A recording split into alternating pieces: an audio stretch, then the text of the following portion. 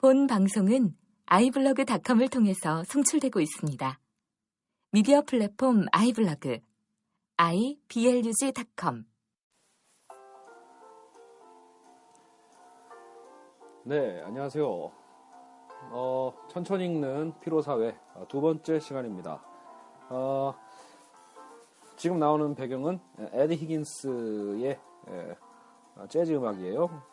사실 저도 잘 모르는데 어느 날 흘러가는 그 음악 중에 겨우 어떻게 이름을 어떻게 알아내서 찾아듣게 됐네요. 오늘은 크리스마스 이브입니다. 제 개인적으로는 전혀 성탄절 기분이 안 나는 그런 꿀꿀한 연말이지만 그럼에도 불구하고 어쨌든 날이 날이니만큼 배경음악을 바꿔왔습니다. 이제 2회째 한데 배경음악 바꾸면 그쵸? 그동안 배경음악이 단 한 번도 같은 적도 없다는 얘기죠. 제가 제일 좋아하는 콴도는 또 언젠가 다시 나오겠죠. 제 맘대로 하는 방송인 만큼 그냥 여러분 제 취향대로 알아서 들어주시기 바랍니다.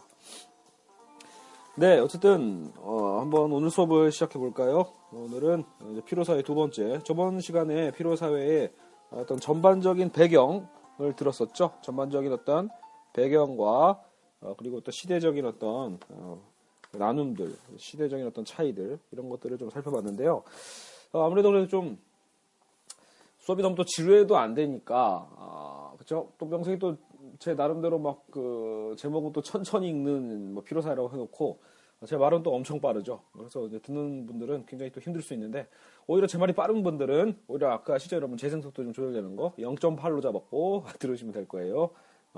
제 말 빠른 건 어쩔 수 없더라고요. 그래서 제가 읽고자 하는 이 천천히라는 거는 어떻게 보면 저희 같은 아마추어들이 그래도 어떻게든 좀 이해할 수 있게끔 좀 재미있게 하기 위한 노력이라고 봐주시면 될 것 같습니다.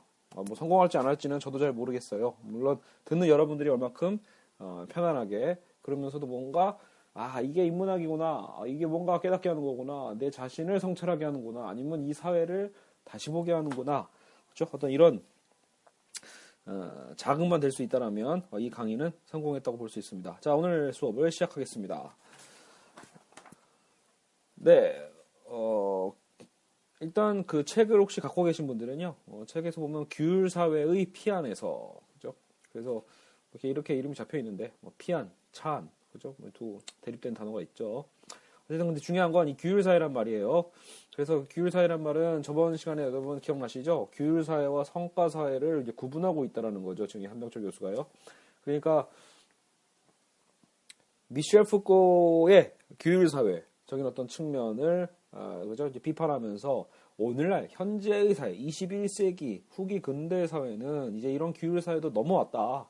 사실 여러분 그게서 이 부분이 사실은 저희가 좀 혼동될 수 있는 거예요. 다시 얘기하면 저희는 여러분 다 기억하시죠? 여러분 미셸 푸코를 고등학교 때 배운 사람 있나요? 없죠. 그러니까 문제는 뭐냐면 대학 올라와서도 거의 과가 특성이 어떤 철학과나 그쵸 어떤 특별히 어떤 인문사회학과 쪽이 아니면 또 들어보지도 않은 사람들도 많이 있습니다. 근데 이 미셸 푸코는 사실 굉장히 중요한 그죠 학자이기도 하고요 철학자인데 정작 이 사람의 이론 자체가 우리 기준이죠. 우리 같은 한국 사회에서 이제 인문학을 좋아하는 사람들이 공부를 할 때쯤이면 미셸 푸코가 굉장히 신이론이거든요. 말 그대로 이런 분석이 있었구나. 정말 공감되는구나. 이렇게 생각하면서 굉장히 이제 뭔가 새로운 세상이 열리는 것 같고 새로운 어떤 그죠? 뭐라고 하죠 이걸? 퍼스펙티브라고 하나요? 여하튼 어떤 일종의 어떤 관점이 생기는 것 같은데 지금 이 한병철 교수의 책에서는 이제 미셸 푸코가 한물간 이론이고 맞는 말일 수도 있어요. 시대적으로 보면 그죠? 여하튼 미셸 푸코의 이제 개념도 한물 같고 오늘날 세대는 성과 사회다라고 해서 이제 새로운 사회를 제시하고 있죠. 그러면서 이미 그 사회를 가면 올 것이다가 아니라 그 사회는 이미 왔고 성과 사회가 이미 도래했고 거기에서 우리가 이제 우울증 그죠? 오늘날 새로운 현대병에 걸리게 된다라고 이제 분석을 하고 있는 겁니다. 그래서 그죠? 그래서 이제 저희가 이 책을 봤을 때 혼동스러운 것 중에 하나는 기존의 어떤 이제 인문학적인 어떤 배경 지식이 없을 경우에는 이거 정신없는 거죠. 미셸 푸코의 이론도 새로운데 여기에 미셸 푸코의 이론을 낡았다고 하는 주장을 또 받아들여야 되니까 새로워서 혼동이 되는 거겠죠. 여튼 여러분 한번 그래서 오늘 이 수업은요. 약간 이제 미셸 푸코의 규율사회의 개념에 대해서 이제 설명을 하고 있거든요. 그러니까 좀 더 자세하게 한번 살펴보죠. 그리고 특히 저의 저의 잡다한 배경 지식을 활용해서 이것저것 얘기해 보도록 하겠습니다. 일단 한번 제가 요약한 그 부분을 읽어보면요. 푸코는 병원, 정신병자 수용소, 감옥, 병영, 공장이라는 공간을 통해 규율사회를 제시해 왔다. 그러니까 자, 여러분 이제 공간 저번 시간에도 제가 강조를 했는데요. 그러니까 이제 미셸 푸코가 강조했던 이제 분석이죠. 분석들은 사실 이 병원의 원리, 그러니까 광기의 역사라는 책이 있어요. 그러니까 병원과 정신병자 수용소, 그리고 어떤 감옥, 감시와 처벌이라는 책도 있었죠. 그러니까 병영, 군대죠. 그리고 공장이라는 공간을 통해 규율사회를 제시해 왔다라고 지금 이제 설명하고 있어요. 일단 우리가 한번 생각해 보죠, 여러분. 병원을 보세요. 병원은 왜 규율사회인가, 왜 감시사회인가라고 했을 때, 여러분 단지 병원이 어떤 우리의 병을 치료하는 곳이라고만 볼 수는 없고요. 이 공간 자체가 굉장히 독특한 게요. 여러분 병원에 한번 가신 분들, 안 가보신 분은 없겠죠. 병원에 가면 느껴지잖아요. 제일 우리가 익숙한 게 어디죠? 치과죠, 치과. 여러분 치과에 갔을 때도 보세요. 여러분에게 뭔가 주체성이 있나요? 그러니까 여러분이 뭔가를 판단할 수 있나요? 여러분 그냥 아파서 간 거죠.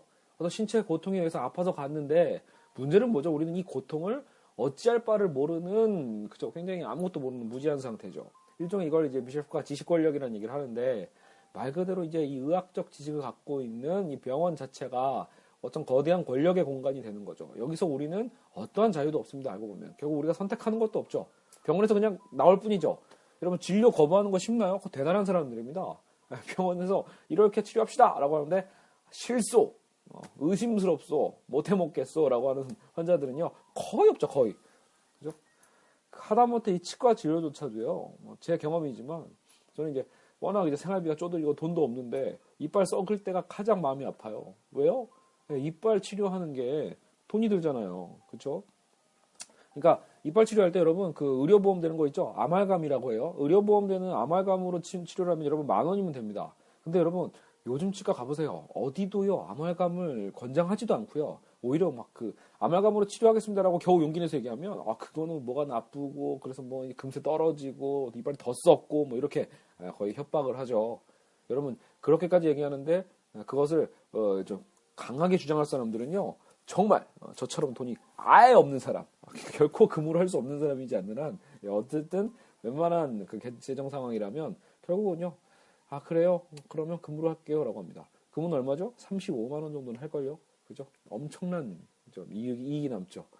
그러니까 여러분 이게 아주 작은 것부터 큰 것까지요. 결국은요 이 병원이란 공간은 어떤 이 지식 권력, 지식이 있는 자와 없는 우리들 간의 거대한 어떤 이게 바로 이분법이죠. 그러니까 있는 자와 없는 자, 지식 권력에 의해서 이분화되어 있고 우리는 거기에 철저하게 억압되어 있는 관계죠. 그러니까 규율적이죠. 말 그대로요. 여러분 감옥 말할 것도 없죠. 감옥 보세요. 감옥이라는 공간 자체도 결국은 감시하는 자와 감시당하는 자들 간의 어떤 이분화된 공간이죠. 거기서 우리는 어떤 처벌의 어떤 개념에 대해서 이제 미셸 푸코가 실제로 이제 굉장히 길게 저희 집에도 감시와 처벌 관책방에서 득템해서 갖고 있는데 저도 아직도 다 안 읽었어요. 하지만 여하튼 인간의 어떤 신체의 처벌에 대한 어떤 이 계보학적 역사를 그렇죠? 추적한 그런 책이죠. 그래서 이 감옥이라는 것. 여러분 병영이라는 구조는 제가 또 할 말이 많죠. 왜요? 한국 사회 남자라면 누구나 군대를 갔다 오잖아요. 그러니까 이건 정말로 공감이 잘 되는 거죠. 감옥은 안 간 사람이 더 많으니까 그게 뭐냐? 잘 모르겠다라고 할 수도 있겠지만 군대를 갔다 온 이제 그죠? 우리 인구의 절반인 남자분들은 군대야말로 정말 감시 그 자체죠. 감시의 자체. 그러니까 여러분 이 권력 공간의 위험성을 전형적으로 몸서리치게 느낄 수 있는 공간이 바로 여기입니다. 여성분들은 궁금하겠죠. 그러니까 어떻게 보면 여러분 이 병영 공간이라는 거요. 특히 여러분 신병 교육대 가면 뭐 군대 가장 힘들 것 같지만 이거는 그 문화적 격차 때문에 힘든 것 뿐이고요. 그리고 이제 물론 이제 확고한 이제 권력자들이 있죠. 조교들. 하지만 여러분 그 조교들 말고요. 진짜 무서운 거 뭡니까? 조교는 차라리 아예 구분이 확 지어져 있는 권력자니까 아예 그냥 충성을 다해버리면 박박히면 나름대로 괜찮은데 제일 두려운 건 여러분 자대죠. 자대 배치 받고 첫째 날 그 긴장감 남자들은 다 기억하실 겁니다. 첫째 날 그 잠자리에 들 때 그 공포와 다음날 아침이 저도 그랬던 것 같아요. 자대 배치 받고 적어도 한 달, 2달간은요. 잠자리 들 때마다 영원히 잠에서 깨지 않았으면 좋겠다. 이런 생각을 하고 잠들었죠. 예, 왜요? 여러분 잠자리에 일어나자마자 나를 감시하는 눈길들이 정확히 느껴집니다. 이게 안 느껴진 이등병은요, 군대에서부터 그러죠. 아, 개념이 없는 놈. 이렇게 얘기를 합니다. 그죠? 고문관. 이렇게 표현하는 거죠. 정상적인 사람이라면요, 아침에 일어나자마자 비계가 날라오던가, 아니면 뭐, 여러 가지 뭐 욕설이 날라오거나, 주먹이 날라오거나, 뭐, 부대마다 다 달라요. 여튼, 중요한 건, 그 이등병이라는 말 그대로 이 권력이 없는 자죠. 그래서 이 약자는 끊임없이 그 선임들의 어떤, 감시 시선에 의해서 하루 종일, 정말 하루 종일, 24시간 내내 감시당한다고 보시면 됩니다. 여러분, 자는 동안에도 자유롭진 않아요. 본인의, 잠 속에서도 악몽을 꾸고 있고요. 심지어는 내가 자고 있는 동안에도 불침번을 돌고 있는 선임들은요, 내가 코를 골고 있지 않은지, 잠버릇이 나쁘지 않은지는 또 감시하고 있죠. 그러다가 뭐, 어깨가 돌아간다거나, 어깨가 돌아간다는 얘기는, 모르겠어요. 부대마다 다르겠지만, 저희 있던 부대는 두 어깨를, 그죠? 정확하게, 등 기대면서 잠을 들어야 됩니다. 그러니까 위를 보고 자라라는 거죠. 옆으로 자거나 이러면요, 예, 맞습니다. 자다가 깨요. 그래서 여기 총으로요, 총 개머리판으로 머리통을 칩니다. 일어나라고. 예, 그렇죠. 여하튼 일어날 때도 바로바로 일어나는 걸 또 훈련시키죠. 예, 여러분, 이게 훈육입니다. 훈육. 그러니까 미셸 푸코가 얘기했던 게 이런 거거든요. 이 권력이라는 게요, 몸에 배는 겁니다. 이 신체화 현상에 의해서 몸에 뱀으로써 완전히 신체와 어떤 정신이 그렇죠, 단일화되는 것처럼 익숙해지는 거죠. 그래서 인식적으로 우리가 억압당할 때 우리의 신체도 거기 이제 익숙해지는 것, 그게 일종의 어떤 규율이고 훈육의 방식이죠. 그래서 우리도 무의식적으로 나중에는 그렇게 살게 되어 있는. 제가 이렇게 코를 자꾸 훌쩍거리는 버릇이 있더라고요. 강의할 때요. 실제로 여러분, 제가 지금 콧물 나지도 않고요. 호감기도 아닌데 이상하게 강의할 때 버릇이 있다라는 걸 저도 이 동영상이나 이 어떤 강의를 녹음하면서 알게 됐습니다. 이해해 주시고요. 코가 커서 그런가? 자, 여하튼, 제가 지금 군대 얘기했죠? 너무 이제 이것만, 오래 잡고 가면 안 되는데, 여러분, 그만큼, 일단은, 피로사회로 넘어가기 전에, 미셸 푸코가 얘기했던 이 규율사회를 우리가 정확하게 이해하는 것도 중요하다라는 거죠. 저는 이게 한국사회는 여전히 유효하다고 보는 입장이거든요. 그러니까, 트름이 나왔네요. 죄송합니다. 그러니까 피로사회에서 주장하는 어떤 이 개념이 저는 한국사회에서는요, 동시에 이미 진행되고 있다고 봅니다. 왜냐면 저는 충분히 가능하다고 보거든요. 왜냐면 우리나라는요, 독특한 나라예요. 중세를, 여러분, 지금 우리가 21세기죠? 하지만 저는 한국사회는 여전히 중세적이고요. 동시에 근대적이고, 동시에 현대적인 세 개의 시대가 걸쳐있는 나라라고 생각을 하고 있습니다. 굉장히 복잡한 나라죠. 뭐, 그건 나중에 강의할 일이 있겠죠. 여하튼 이제, 마지막은 공장이죠, 공장. 자, 여러분, 최근에 어때요? 지금 이제 노조 파업이 굉장히 길어지고 있죠. 철도 노조를 중심으로 굉장히 파업이 장기화되고 있는데, 여러분, 이 파업이라는 걸 무조건 부정적으로 봐서는 안 됩니다. 네, 그럼 뭐 누가 벌써 듣자마자, 선생님은 너무, 그죠? 빨갱이 아니냐라고 얘기하는데, 여러분, 빨갱이 이론 자체가 굉장히, 그러니까, 빨갱이 잣대를 들이대는 사람 자체가요, 굉장히 자신의 어떤 이 지식, 혹은 자신의 어떤 이 사유 자체가 천박하다라는 것을, 그죠? 자백하는 셈이에요, 여러분. 왜냐고요? 여러분, 지금 이 시대에 무슨 빨갱입니까? 그죠? 이 시대에 누가 김정은을 사랑합니까? 여러분, 김정은 얼굴 보세요. 사랑하게 생겼나요? 예. 정상이 아니고서는 그 남자를 사랑할 수 없죠. 그죠? 그 체제를. 북한의 체제를 누가 좋아합니까? 그죠? 예. 물론, 여러분, 오타쿠 분들도, 오타쿠 분들은 뭐 제가 비판한 건 아닌데, 무슨 말이냐면, 매니아드 층은 항상 있잖아요. 여러분, 모든 취미적, 문화적 생활에도 다 매니아가 있는 것처럼요. 정치 체제에도 실제로 북한을 사랑하는 사람도 있긴 있겠죠. 하지만 여러분 지금 보세요. 요즘 한국 사회에서 불고 있는 이 빨갱이 이론들을 생각해 보면요, 이건 뭐 인구의 절반이 다 빨갱이라고 하죠. 말이 안 되는 얘기를 하는 거예요, 여러분. 예. 여러분 지금 정상적인 생활, 이 한국 사회에서 정상 생활하는 사람들 입장에서는요, 아무리 진보고 아무리 좌파라고 해도요, 무조건 지금 북한 체제를 동경하고 이렇게 가야 된다고 주장하는 사람들은 아주 희박합니다. 그죠? 굉장히 매니아들, 극소수 매니아들에 대한 어떤, 그죠? 사유라고 볼 수 있는데, 그거를 갖고 마치 모든 인구의 절반을 갖다 대고 빨갱이를 갖다 붙이고 있는 건 정말로 이게 이분법이에요, 여러분. 말 그대로 이거냐 저거냐, 빨갱이냐 아니냐라는 어떤 이 잣대 하나만으로 엄청난 이 다양한 사회의 다양한 사람들의 모든 관계를 함부로 재단하고자 하는 편의주의의 발상이죠. 그죠? 그러니까 그만큼 자기의 뇌가 단순하다는 얘기예요. 단세포죠, 단세포. 그죠? 저는 새누리당이 단세포라고 생각합니다. 단세포. 네, 그죠? 물론 그 안에도 좀 깨어있는 자들이 있긴 있는데, 그분들은 너무 적죠. 극소수여서 안타깝습니다. 빨리 제대로 된 멋진 보수 정당이 저는 새롭게 태어났으면 좋겠다는 생각이 드네요. 그럼 멋진 진보 정당은 있냐? 뭐 그것도 뭐 알 수 없죠. 민주당은 진보 정당은 아니니까요. 그죠? 민주당도 사실은 보수적인데 그냥 야당일 뿐이죠. 그래서 여러분 뭐 이 얘기는 정치 지형 얘기는 다음에 한 번 더 시간 나서 해보도록 하죠. 여러분 저는 여러분의 시선을 압니다. 그러니까 이 사실 제대로 뭐 진보냐 보수냐 그죠 뭐 여당이냐 야당이냐 제대로 사실 학교에서 배우는 건 전혀 없거든요. 그 상황에서 갑자기 현실 사회는 막 복잡하게 막 진행되니까 헷갈리는 거죠. 근데 너무 이제 모른 척하면 너무 이제 모르는 거 티 날까봐 두려워서 다 아는 척하고 살아야 되는 그것도 좀 필요한 사회죠. 자, 여하튼 계속 가보죠. 자, 공장에서 그래서 지금 파업이 굉장히 길어지고 있는데 여러분께서 파업은 여러분 물론 이기적인 파업도 있습니다. 그죠? 그러니까 말 그대로 여러분 맨날 님비 핀피 집단 이기주의의 사례로 뭐 학교에서는 이런 파업도 얘기를 하죠. 뭐 지하철 노조 파업이나 이런 것들도 얘기를 하죠. 왜냐하면 이 파업에 의해서 이 집단의 어떤 권리를 추구하기 위한 어떤 파업을 위해서 어떤 다수의 희생을 요구하는 건 사실이니까요. 그죠? 지하철이 운영 안 되면 말 그대로 서울 시민들의 발은 굉장히 힘들어지죠. 하지만 여러분 잘 생각해 보세요. 중요한 건 파업 자체는 나쁜 거다라는 어떤 이런 도식은 버리시고요. 일단 파업의 정의는 뭐냐? 일단은 여러분 노동자들이 나도 인간이다. 나 인간이니까 나도 살아있는 존재니까 좀 인간 대접 좀 해줄래라는 여러분 마지막 아우성이라고 보셔도 됩니다. 다시 얘기하면 여러분 파업이 쉬운 게 아니에요. 실제로 여러분 회사를 들어가 보시면 알겠지만요.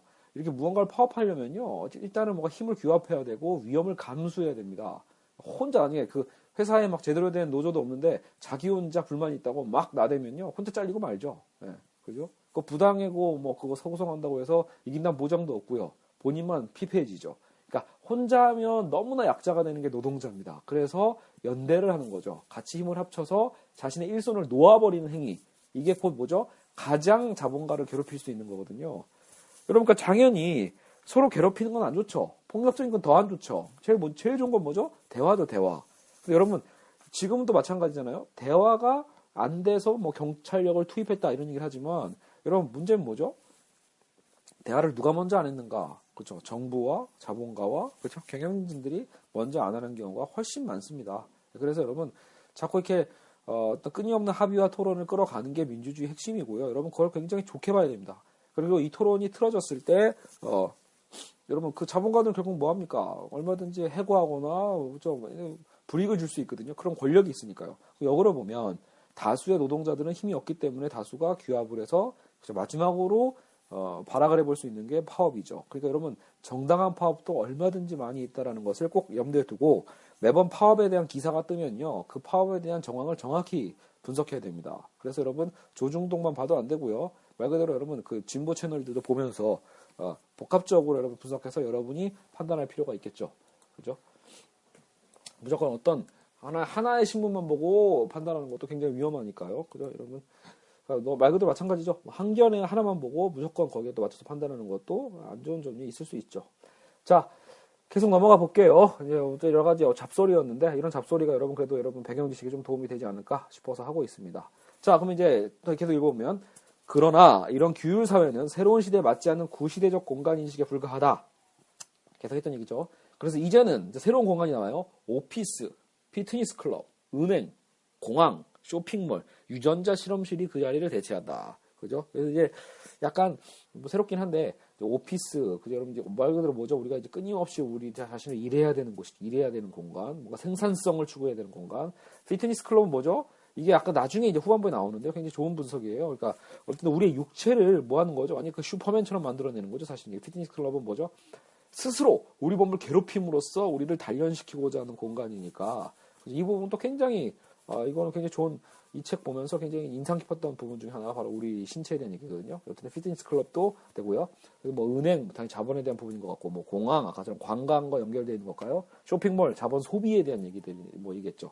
그죠? 유전자 실험실은 뭘까요? 그 유전자 실험실 아마도 이 규율보다는 유전자 실험실 뭔가 더 많은 걸 복제하고 더 많은 걸 과잉한다 그런 얘기인가요? 한번 뭐 이건 후반부 가다가 또 찾으면 제가 얘기를 해볼게요. 자, 그러면 즉 규율 사회에서 성과 사회로의 변모이며 그래서 복종적 주체는 자 이게 중요한 말이 나죠. 그저 그 전에 규율 사회 주체는 복종하는 주체예요. 그러니까 수동적이고 피동적인. 근데 이것이 이제 성과 주체로 이행하며 그래서 새로운 주체는 자기 자신을 스스로 경영하는 기업가가 된다. 굉장히 그죠 많이 들어본 말이죠. 자기 자신을 경영하라. 어디서 들은 말이죠? 여러분 우리 서점에 가보십시오. 우리나라 한국 서점에는요, 유독 자기계발서가 많아요. 그죠? 경제 경영칸 보세요. 실제로 여러분 혹시 여러분이 듣는 분 중에 경제학에 관심이 있다, 그죠? 말 그대로 국가 경제나 세계 경제 이론에 관심이 있다 싶으면요, 여러분 그 서점 가서요, 경제 경영관 가면 안 됩니다. 거긴 경제학 서적이 없어요. 대부분이 경영학이나 자기가 왜 잘났는지, 자기가 왜 성공했는지를 보여주는 자기 개발서가 잔뜩 있는 게 한국 서점의 경제 경영칸이에요. 여러분 진짜 그 경제학 이론이나 이런 것들을, 물론 완전 전문 경제 이론 보면 또 그쪽은 또 어렵잖아요. 그러니까 일반인이, 우리 같은 이제 아마추어들, 무식한 아마추어들이 경제에 관심 있는 사람들은요, 그 큰 서점 갔을 때 경제 일반이라는 코너가 있어요. 경제 일반. 그 글로 가시면 됩니다. 글로 가면 오히려 쌀데기 없는 자기계발서들 말고요, 경제 이론은 굉장히 편하고 쉽게 설명해주는, 그죠? 아주 좋은 책들이 많이 있으니까요. 항상 경제학에 관심 있는 분들은 경제 일반 코너로 가십시오. 저는 경제 경영 코너 아예 안 봅니다. 대부분 여러분 거의 똑같습니다. 그러니까 아니면 뭐 이걸 다 안 좋다고 치부하는 건 나쁜 거겠죠. 그 제가 독단적인 거고 교만한 거겠죠. 그러니까 물론 저는 끝까지 잘 안 읽을 셈이지만 여러분 중에서 경제 경영서 뭔가 본받고 싶다. 저도 하긴 스티브 잡스 좋아하네요. 그러니까 스티브 잡스 같은 거 저도 생각해 보니까 저도 구글에 대한 어떤 분석책이나 이런 것도 이렇게 봤거든요. 갑자기 딴소리 하고 있죠. 스티브 잡스인데 구글 얘기하고요. 그러니까 제가 이제 구글이나 애플사에 대한 어떤 여러 가지 혁신적인 어떤 부분들은 굉장히 저도 좋아해서, 그러게 예전에 한번 도서관에서 빌려본 적이 있긴 있네요. 굉장히 재밌었던 것 같아요. 그 구글든가? 구글인가? 하여튼 재밌었던 책이 있고요. 여하튼 여러분 만약에 자기계발서를 본다 하더라도요, 저는요, 여러분이 정말로 존경하는 사람, 그죠? 정말 이미 존경하는 사람 거를 한 권 정도만 읽어도 되고요. 너무 잡다하게 그만 이것저것 찾아 읽지 마세요. 왜? 여러분의 인생입니다. 남이 이렇게 해서 성공했다고 해서 여러분이 그렇게 성공한다는 보장은 전혀 없거든요. 그냥 우리가 어떤 자금만 주면 되는데, 그런 자금만 계속 받으려 하지 마시고 한 발짝 더 나가야 됩니다. 그 자기계발서에서 한 발짝 더 나아가는 게 우리가 인문학으로 가는 길이기도 하죠. 물론 글은 훨씬 더 어렵죠, 인문학이요. 하지만 그럴 보람이 있습니다, 여러분. 천천히 읽는 만큼요. 여러분 너무 강박관념 갖지 마세요. 책을 빨리 읽고 해치워야겠다는 강박관념에서 벗어나십시오. 책은 읽다 말아도 되는 겁니다. 중요한 건 그 책의 단 한쪽이라도 여러분 삶에 어떤 의미를 던져줬다면 그 책은 여러분이 읽은 겁니다, 이미. 여러분은 학자가 아니잖아요. 그 책을 띄었다, 이런 말이 뭐가 중요합니까? 그죠? 한국 사람들이 그게 문제예요. 너는 파리에 가봤냐라고 할 때 파리에 가봤다라고 하기 위해서 여러분 파리 여행 간 사람들이 있거든요. 무식한 짓이죠. 여러분 프랑스 파리를 즐기기 위해서 가는 거죠. 이해 가시나요? 꼭 파리 에펠탑을 가야 파리에 간 건가요? 아닙니다. 파리 에펠탑 여러분 그냥 인터넷에 쳐보세요. 사진에 많습니다. 그죠? 굳이 에펠탑을 보러 가려고 해서 나는 거기 갔다 왔어라는, 우리 꼭 그 어떤 목적을 성취하려고만 하는, 그죠? 이런 병이 있는 것 같아요. 저희 나라는요. 어디 있고 여행지를 가도요. 그래서 꼭 사진을 증명을 잡고 증명을 하죠. 증명을. 그죠? 무조건 누군가에게 왜 증명을 하려고 하는 거죠? 인정받기 위해서일까요? 일종의 인정투쟁인가요? 여러분의 삶이 변해야죠. 여행을 갔으면 여러분의 인식이 변해야 되고 여러분의 삶의 어떤 자극을 받아야지, 내가 여기 사진 이렇게 이쁘게 찍었어, 나 좀 인정해 줄래라고 해서 페이스북에 올리는 게 좋은 건 아니라는 거죠. 그죠? 여러분이 변하고 나서 그것을 공유하고 싶다 해서 올리는 것까지는 모르겠는데, 느낀 거 하나도 없고 피곤하고, 사실은요, 사실 맛있는 것도 아닌데 맛있게 먹은 것처럼 음식을 이쁘게 찍어봤자 여러분 그게 뭐가 중요합니까? 그죠? 갑자기 쓸데없는 얘기를 해봤어요. 여하튼 여러분 그만큼 자기계발서 얘기를 하다 일로 넘어왔는데요. 그러니까 여러분 지금 이게, 저는 그래서 이 책이 되게 좋은 점 중에 하나는 바로 그래서 이런 어떤 자기계발서, 자기경영, 그쵸, 어떤 이런 사회로 넘어왔다라는 이 현실을 굉장히 아주 정확하게 꼬집고 있다라는 거죠. 그래서 새로운 주체는 자기 자신을 스스로 경영하는 기업가가 된다라고 해서 많이 들은 얘기죠. 자, 계속 읽어보면 뭐뭐 하지 마라, 뭐뭐해서는 안 된다라는 강제 부정성이 바로 규율사회의 상징이지만, 미셸 후코가 얘기했던 이 규율사회는 끊임없이 뭔가를 하지 말라라고 하는 감시의 시선이었죠. 근데 이제는 어떤 시대다? 하지 마라가 아니라 뭐뭐 해라, 그러니까 탈규제의 경향이 강화되는 사회다라고 보죠. 그래서 부정성의 자리는 이제 좁혀지고요. 오히려 무한한 할 수 있음, 이 새로운 표어가 되고, 이제는 금지, 명령, 법률의 자리를 뭐가 대신한다? 아까 그 경영학적인 프로젝트, 이니셔티브, 모티베이션. 이거 참 경영학적 단어들이죠. 이 이니셔티브와 모티베이션이 자리를 대신한다. 규율사회가 광인과 범죄자를 낳았다면 성과사회는 뭘 낳는다? 우울증 환자와 낙오자를 만들어낸다. 소진증후군이 바로 그거겠죠. 이것도 은근히 공감되지 않나요? 그러니까요. 무한히 할 수 있다라는 그 새로운 표. 여러분 어디서 많이 들어봤어요? 역시 여러분 교회 안 다니는 사람들도 다 아는 책이 있죠. 한때 우리나라에도 굉장히 광풍이었습니다. 그러니까 기독교 서적인데 비기독교인들도 가장 많이 본 책 중에 하나가 바로 그 조엘 오스틴의 뭐였죠? 긍정의 힘. 여러분 다 이 책 다 보셨을걸요? 이 사람 얼굴은 누구나 아실걸요? 그렇죠? 조엘 오스틴의 긍정의 힘을 보시면 아주 천박한 책이죠. 저는 기독교인인데도 그 책 보면서요 찢어버리고 싶었습니다. 아주 그냥 가치 없고 태워버리고 싶은 책이죠. 라고 이렇게 함부로 얘기하면 안 되는 게 여러분 중에 누군가는 이 책에 또 굉장히 자극을 받고 좋아했을 수 있으니까요. 여러분 그거는 제가 인정합니다. 그러니까 무조건 제가 찢어버릴 때 가치 없다고 얘기해도요. 여러분 그게 저한테 가치 없다는 얘기지 사회적 객관적으로 완전히 가치 없어라고 얘기하기까지는 불가능합니다. 여러분 누구나 어떤 책이라도 본인에게 자극을 받을 수 있다라면 그것은 의미가 있는 거거든요. 사실 저도 인정하는 건 그 책을 한번 쭉 읽어보니까 진짜 뭔가 이제 긍정의 마인드의 중요성에 대한 것들은 어느 정도 이제 느껴져요. 그래서 좀 더 긍정적 삶을 살아야겠구나라는 얘기를 하는데 여러분 지금 근데 바로 이 한명철 교수는요 그 선을 비판하고 있는 거예요. 무슨 말이냐면 여러분 긍정해서는 안 되는 부분도 있다라는 거죠. 무조건 긍정한다고 다 되는 건가? 여러분 이건 이제 교회 다니시는 분들한테 특히 중요한 거예요. 그러니까 제가 아까 특히 왜 비판을 더 크게 했냐면 여러분 차라리 종교를 안 믿는 사람들한테는 그런 긍정성이라는 게 차라리 무언가 기댈 수 있는 여건이 되니까 좋은 걸 수도 있지만 여러분 오히려 종교적인 어떤 개념에서는요 그 긍정의 힘이라는 것이야말로 가장 무서운 겁니다. 가장 위험한 얘기죠. 여러분 과연 모든 걸 다 긍정한다고 해서 그럼 신이 다 들어주나요? 신이 정말로 존재한다라면 그렇죠? 모든 걸 우리가 긍정할 수 있다면 그 할 수 있다는 것을 신이 도와주는 건가요? 아닐 수 있다는 거죠. 여러분 현실을 살아보면 압니다. 아무리 긍정해도요 안 되는 건 안 됩니다. 쓰러지면 쓰러지는 거고 실패하면 실패하는 거죠. 그랬을 때 여러분 특히 종교인들은 크게 무너져요. 이거를 믿었던 사람들은요 왜 신이 나를 저버렸을까? 왜 신이 나를 안 도와줬을까? 라고 이제 그죠? 오히려 헤어나올 수 없는 절망으로 더 빠져버릴 수도 있습니다. 그래서 여러분 우리 인정해야 됩니다.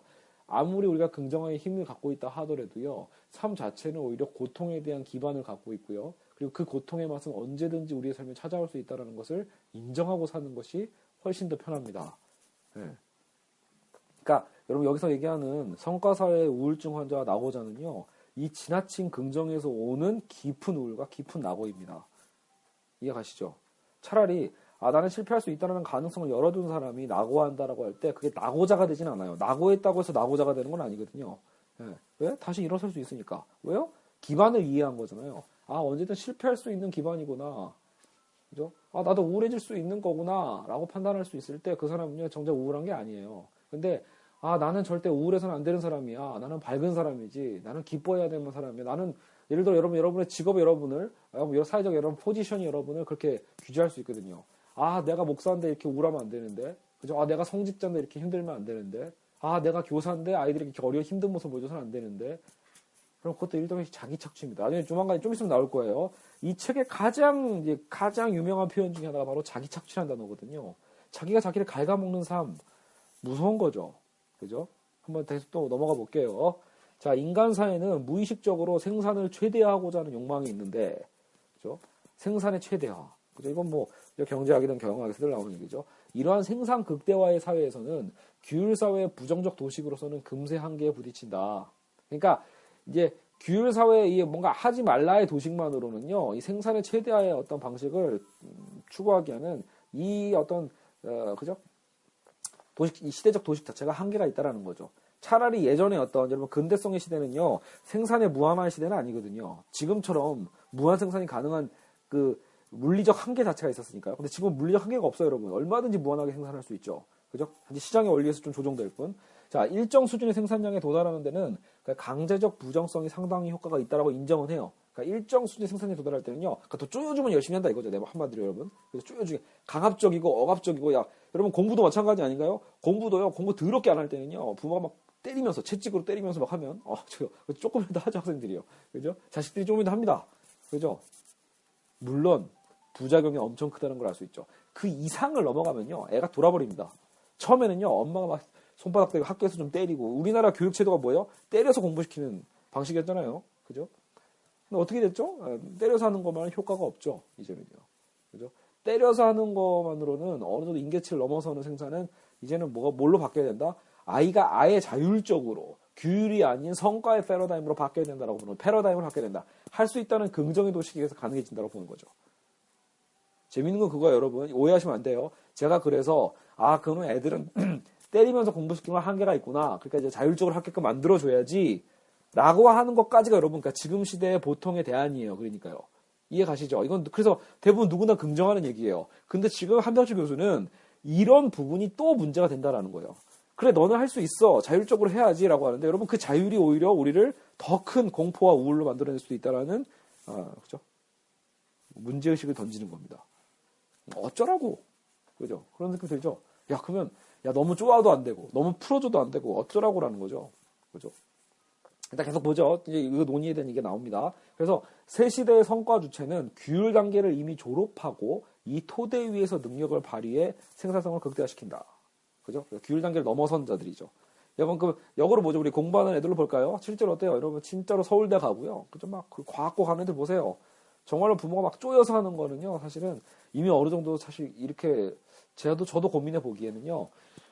나는 부모의 어떤 그 억압 때문에, 압박 때문에 좀 자살합니다라고 해서 공부 잘하는 애들이 자살하잖아요. 근데 잘 생각해 보면요. 부모가요, 정말로 그렇게 쪼였기 때문에 공부한 게 아닐 수 있어요. 이런 학생들은요.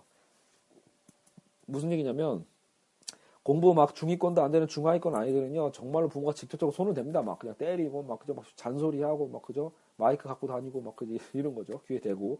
학원 선생님도 얼마나 때립니까, 요즘은요?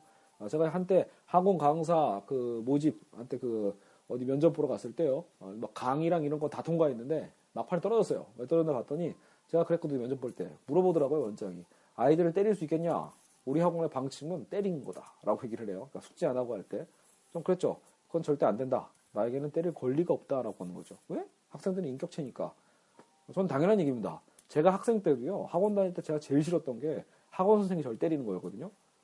저 새끼가 뭔데 날 때려. 전 그때 그런 생각을 했어요. 그러니까 저보다 지식이 많은 자기 때문에 그 지식을 배우는 거에 있어서는 선생님이 될 수 있죠. 하지만 나를 때릴 권리는 없죠. 왜 때려요? 여러분 지금 뭐 유교사회입니까? 뭐 조선시대예요? 예. 저는 그거 무조건 어떤 이 폭력으로 해결하려고 하는 거 자체가 여러분 그건 짐승이죠. 짐승은 채찍으로 때려서 다루고자 하는 이런 측면이 있는데 여하간 지금 뭐 이거 나중에 여러분 학생 인권조례 얘기라도 한번 다뤄볼 필요가 있겠네요. 이건 여러 가지 찬반 여론들이 많아요. 그러니까 현실론과 저 같은 자리 이상론자라고 얘기를 하는데 저도 한때 현실론자였는데요. 여러분 지금 한국의 현실을 그대로 인정하고 변화를 거부하면요, 우리는 계속 짐승같이 살아가는 겁니다. 그러니까 지금 학생들의 삶들을 보면요, 일종의 짐승이에요, 제가 보기엔. 그렇죠? 아직도 그러니까 제가 그래서 저는 한국이 아직도 규율 사회라고 보는 거죠. 벗어나지 못했다라고 보는 거죠. 그러니까 절반의 학생들은 여전히 규율 사회의 동력에 의해서 움직이고 있고요. 절반의 학생은 이 성과 사회의 어떤 동력으로 움직이는 게 아니라 저는 그 생각하는 거죠. 그러니까 이미 본인이 착취하고 있는 거예요. 여러분 자살하는 애들 있죠. 공부 때문에 자살하는 친구들은요. 제 생각에는 그죠? 본인이 본인을 착취하고 이미 하고 있는 단계로 넘어선 겁니다. 단지 핑계를 대는 거죠. 부모가 나를 너무 괴롭혔다. 예.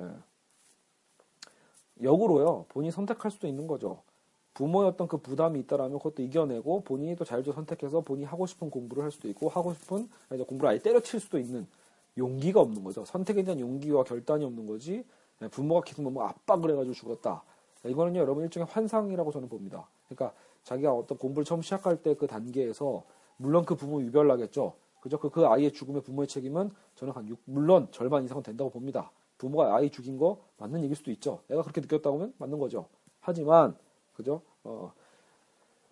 그럼에도 불구하고 우리가 우리 스스로를 오히려 채찍질하고 왜 나는 그게 되지 않는가에 대한 절망에 빠짐으로써 그 책임조차도 다시 부모에게 되돌리는 현상도 있지 않을까라는 생각이 든다 이거죠. 자, 일단 계속 읽어볼게요. 자, 에랭베르는 역시 어떤 새로운 학자가 나오고 있어요. 물론 또 이 학자를 언급했다는 얘기는 한병철 교수는요, 웬만한 학자들 이름 나오면 대부분 다 깝니다. 그러니까 그걸 까면서 이제 자신의 이제 이론이 옳다라는 걸 증명하는 거죠. 어쨌든 우울증이 바로 이러한 규율 사회에서 성과 사회로 변모되는 과정 속에서 발생한다고 분석한다. 이거 저는 굉장히 또 타당하다고 봐요. 그러니까 우울증이라는 게 그동안에는 하지 말라 했는데 지금은 해라 하는 사회죠. 그러니까 이런 어떤 이 과정 속에서 스킨 존재들이죠. 이 상황에서 이제 혼란스러워서 기존의 강제적 규율 행위 모델에서 자기 주도라는 새로운 규범으로 대체되는 이 지점에서 스스로 지쳐버린다. 즉 자기 자신이 되어야 한다는 강박적인 새 명령 앞에서 아까 그 얘기겠죠. 그러니까 너 스스로 해라. 너 자율적으로 해야 돼. 너는 할 수 있어라고 표현하는 어떤 이 강박적인, 그러니까 이것도 이미 명령인 거예요, 사실은 여러분. 야, 너 스스로 자유롭게 해라는 말도요. 이제는요 억압적으로 들린다는 거죠. 그러니까 억압은 또 새로운 억압이죠. 그죠? 그래서 성과적인 어떤 새로운 개념을 얘기하는 거죠. 문득 떠오르는 건데요. 그래서 이 한병철 교수의 얘기가 전혀 새로운 얘기가 아니다라고 비판하는 학자들이 몇몇 있더라고요. 그 이유가 뭐냐면 자기 자신이 되어야 한다는 이 강박이라는 거 자체가 결국은 규율 사회도 원래 그걸 얘기한 거다. 그걸 염두에 둔 거다라고도 표현하는 분들이 있죠. 그것도 맞는 얘기 같아요. 제가 그것까지 자세히 뭐가 맞냐는지 추적하고 싶지도 않고요. 또 어떻게 보면 말장난 같잖아요. 하여튼 자기 자신이 되어야 한다는 강박적인 새 명령 앞에서 그렇게 되지 못하는 현실을 통해 우울증에 빠져든다는 것이다. 라고 알랭 에랭베르라는 학자가 얘기를 했다라는 거예요. 그러나 이제 한병철 교수는 좀 더 이걸 확장합니다. 그래서 그러나 부분 긍정은 한 거죠. 우울증은 이렇게 병리학적 분석에만 집중되는 건 아니다. 무슨 얘기냐? 이제 그러니까 이걸 왜 병리학이라는 말을 썼냐면 제 생각에는요. 이건 결국 개인 안에서 벌어지는 우울증이거든요. 그러니까 성과 사회로 넘어가는 과정에서 나는 할 수 없어, 나는 못할 것 같아, 지쳤어라고 하면서 빠지는 건 본인 자학인데 이제 한 교수는 뭐까지 확장을 하냐면 이런 얘기를 하죠. 사회의 원자화와 파편화로 인한 인간 유대의 결핍 또한 우울증을 가져오는 주요 원인이 된다. 그러니까 여기에 뭘 덜 덧붙인 거죠? 사실 우울증의 가장 중요한 원인 중에 하나는 이 사회의 연대성을 잃어버렸다는 얘기 나오는 거죠. 그러니까 끊임없이 우리가 사회와 연대하지 못하고요. 사회의 원자화가 되고요. 파편화가 돼서 유대의 결핍이 옴으로써 우울증을 가져오게 된다라고도 보는 거예요. 그러니까 성과사회의 가장 문제는 뭐죠? 그러니까 여러분 성과사회의 핵심 중에 하나는 외로움입니다. 외로움. 굉장히 또 공감이 가지 않나요? 여러분 뭔가 성공한 사람들의 느껴지는 그 외로움, 그죠? 고독함, 누구도 함께해주지 않는, 그죠? 무한한 생산과 무한한 성공 앞에는 결국 자기 혼자 살아남아 있는, 그죠? 자기 주변에 아무도 없죠. 여러분 가족도 없습니다. 이건 익숙하시죠? 여러분 그 부모님들, 아버님들도요. 성공한 아버지일수록 자녀와 함께하는 시간은 당연히 없습니다. 부족하죠. 그래서 그 아버님들 뭐예요? 나중에 그 죄책감에 막 그 종교를 통해서든 뭐하든 그때서 뒤늦은 회개를 하고 아이님이 삐뚤어졌는데 영혼은 망가졌더라 망가졌는데 사과하지 않고 본인이 신에게 사과하고 마무리하죠. 여러분 이건 안 됩니다. 그죠? 신이 원하는 것도 저는 아니라고 생각합니다. 정말 신이 있다라면 나에게 회개했으면 나에게 잘못을 용서를 구했으면 그 잘못을 고스란히 너의 자녀에게 혹은 너의 아내에게 받으라고 하겠죠. 무슨 말인지 이해 가시죠? 예. 여러분 그 책임이라는 거, 자기 잘못의 책임이라는 것은 그죠? 그냥 자기 혼자 마음속으로 내가 잘못했다. 혹은 부처님 제가 잘못했습니다. 주님 제가 잘못했습니다. 여기서 끝나는 게 아니라는 거죠. 그죠? 여러분 누구죠? 우리 전도연 누님의 그 밀양 보시면요. 거기서 그런 일종의 중요한 키워드가 나와요. 그러니까 어떤 신에 대한 용서에 대한 얘기에서 누가 누구를 용서하는가에 대한 그죠? 어떤 포인트들이 아주 잘 나와 있죠. 그래서 그건 굉장히 또 무식한 기독교인들은 그게 또 무슨 반기독교적이라고 막 항의하고 해서하는데 그죠? 화가 나더라고요. 제가 보니까 전혀 반기독교적인 게 아니라요. 오히려 어떤 그 종교의 일종의 어떤 그죠? 아주 현실적인 종교성을 잘 그려낸 영화입니다. 제가 그래서 가장 좋아하는 단어가 밀양이라는 단어이기도 합니다. 그죠? 그 햇빛에 깃들어 있는 그죠? 숨어 있는 어떤 신의 이미지를 너무나 잘 표현해져 있는 단어죠. 밀양. 그죠?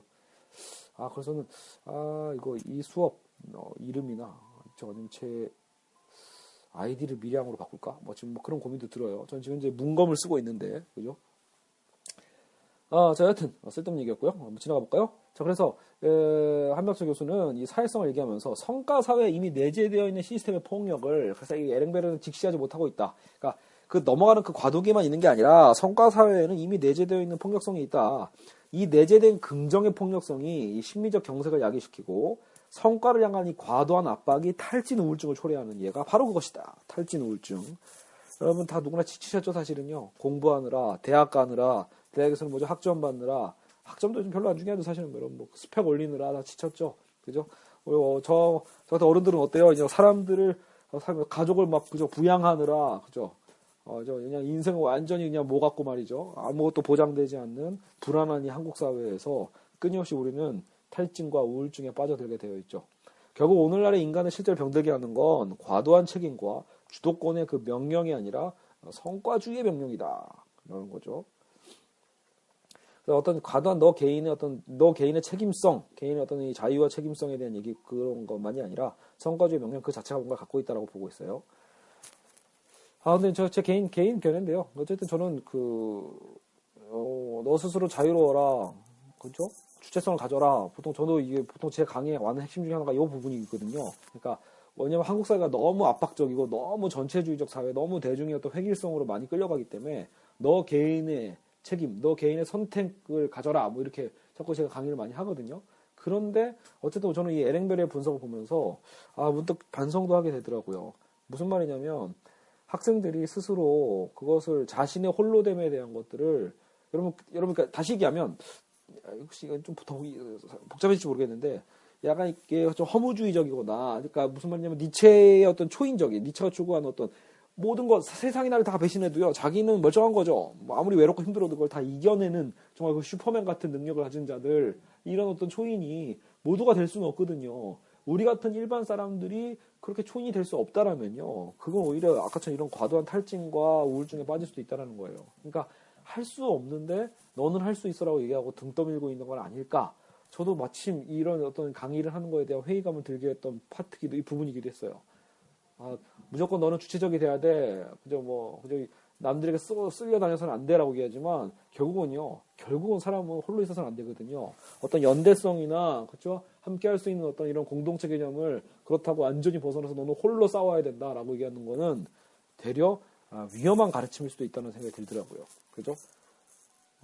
괜히 어떤 니체의 책이나 그런 거 읽으면 괜히 그런 힘이 나요. 왠지 멋있어 보이거든요. 신도 믿지 않고요. 사람도 믿지 않고요. 그냥 나 스스로 나의 갈 길을 가는 어떤 그 개념에서 본다라면요. 인생은 그렇게 쉽지 않은 것 같습니다. 제가 보기엔 인생을 이렇게 홀로 살아가기엔 정말로 어려운 거죠. 그렇죠?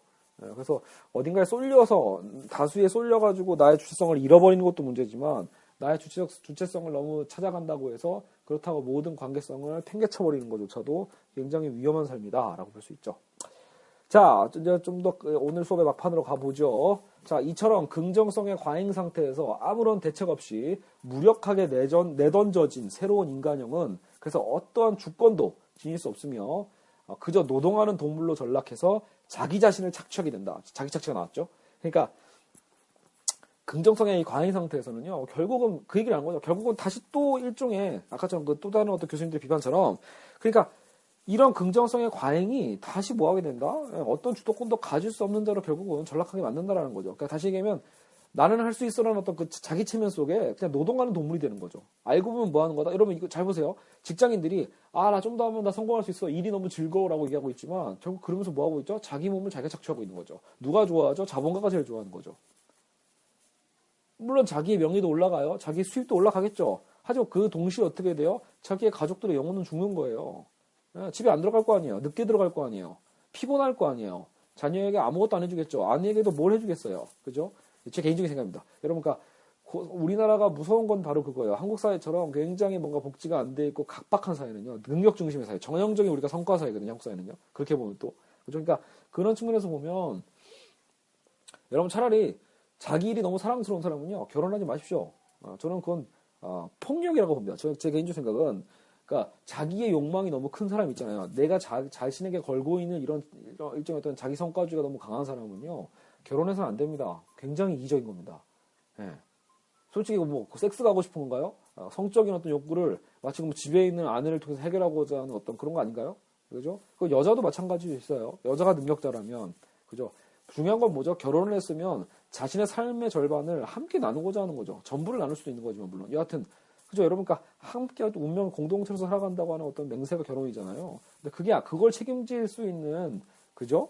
그러니까 희생이죠, 일종 헌신, 그죠? 근데 그럴 용기라고 저는 생각합니다. 그거는 너무나 쉬운 건 아니거든요. 당연히 어려운 거예요. 그러니까 그게 어려우면 결혼하지 마십시오. 잔인한 겁니다. 그런 사람이 애 낳잖아요. 더 나쁜 거죠. 그 아이의 삶은 이미 파괴되면서 자라나올 테니까요. 그죠? 부모의 좋은 영향 받지도 못하고 고민해 봐야 됩니다, 여러분.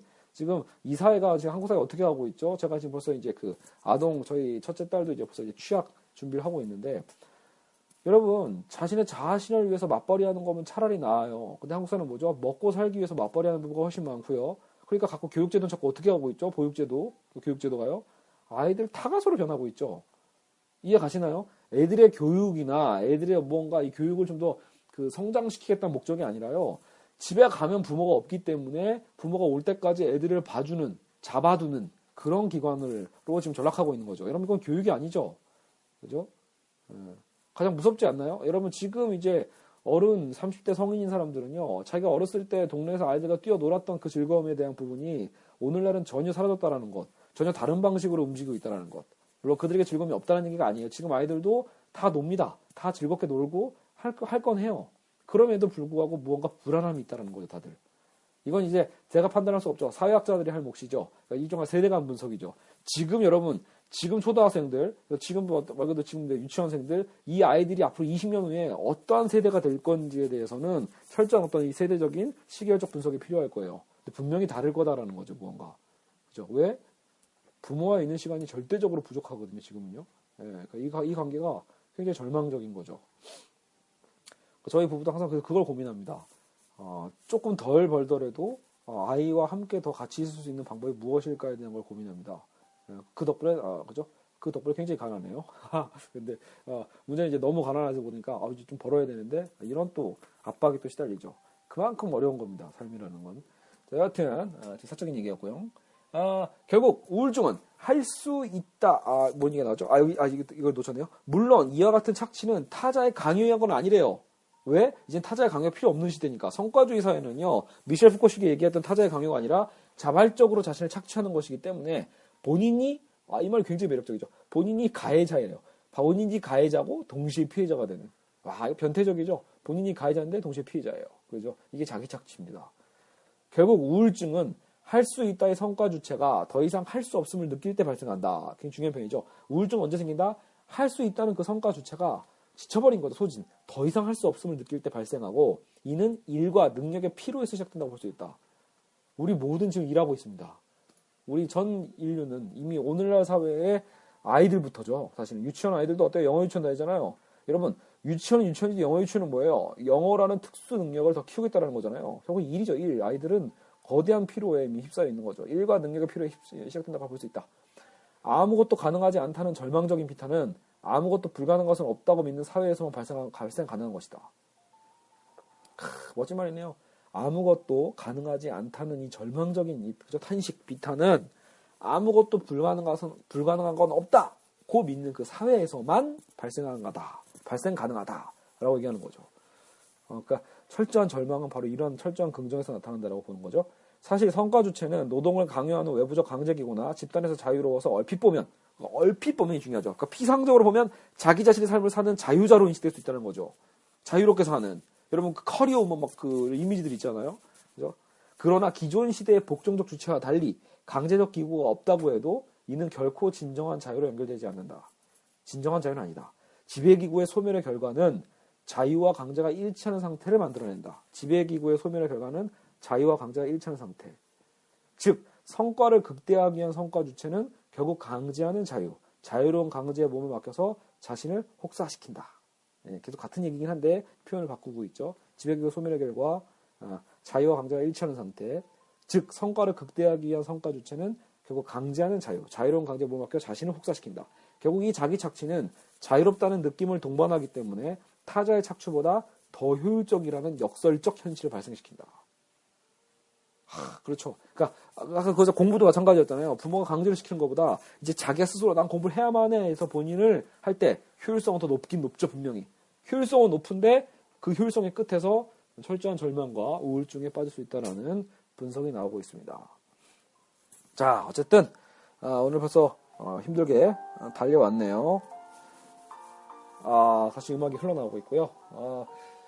오늘 2강은 그래서 여기까지 하고요. 이제 그 다음 챕터부터는요, 나름대로, 그러면 어떻게 살아야 되는가에 대한 얘기들. 그래서, 나름대로 어떤 일종의, 한명철 교수식의 나름대로 어떤 대안들도 나오고 있습니다. 그래서 그 부분들도 다음 시간에 함께, 살펴보도록 하겠습니다. 네, 여러분, 오늘 2강 수업 듣느라고 고생하셨고요. 저도 다음 시간, 3강 때, 3회차 수업 때 뵙기로 하겠습니다. 무려 49분이나 강의를 했군요. 빨리 마치겠습니다. 여러분 안녕.